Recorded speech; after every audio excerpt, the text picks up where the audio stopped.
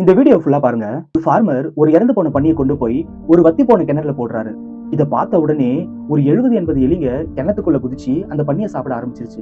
சாப்பிட்டு முடிச்சதுக்கு அப்புறமா தான் இந்த கிணத்தோடைய உயரம் ரொம்ப அதிகமா இருக்கு, தங்களால வெளியவே போக முடியாதுன்னு எலிங்க எல்லாம் ரியலைஸ் பண்ண ஆரம்பிச்சிருச்சு. கொஞ்ச நாளுக்கு அப்புறமா எலிங்களுக்கெல்லாம் பசி அதிகமாயிடுச்சு.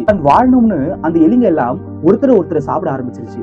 இப்படியே போய் ஒரு நாள் ஒரே ஒரு எலி மட்டும் மிஞ்சி இருந்துச்சு. அந்த ஒரு எலிக்கு வெறி பிடிச்சி கண்ணெல்லாம் ரெட்டா இருந்துச்சு. அப்போ அந்த ஃபார்மர் கயிறை உள்ள போட்டு எலிய வெளியே எடுத்து வயலுக்குள்ள விடுறாரு. என்ன, தன்னுடைய இனத்தையே சாப்பிட ஆரம்பிச்ச எலிக்கு இனிமே நார்மலான உணவு சாப்பிடவே பிடிக்காது. அந்த எலிக்கு வெறி பிடிச்சி வயல இருந்த மத்த எலிங்களை எல்லாம் வேட்டையாட ஆரம்பிச்சிருச்சு. இந்த ஃபார்மருடைய பிளானும் சக்சஸ்.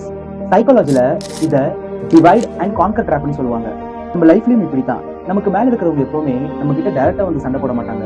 அதுக்கு பதிலா அவங்க கீழே இருக்கிறவங்களை சண்டையை முட்டிக்கிட்டு அடிச்சு அழிஞ்சு போற மாதிரியான சுச்சுவேஷனை ஏற்படுத்திட்டு இருப்பாங்க. ஒரு சோகமான உண்மை என்னன்னா, நம்மள பல பேரு மத்தவங்களை தோக்கடிக்கிறதுக்காக ஓடிக்கிட்டு இருப்பாங்க.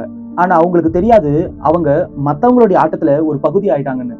சோ மத்தவங்க வைக்கிற ட்ராப்ல விழாம பாத்துக்கோங்க. அப்படியே ஒரு வேளை உள்ள விழுந்துட்டீங்கன்னா அங்க சண்டை போடாதீங்க, தப்பிச்சு வர வழியை பாருங்க.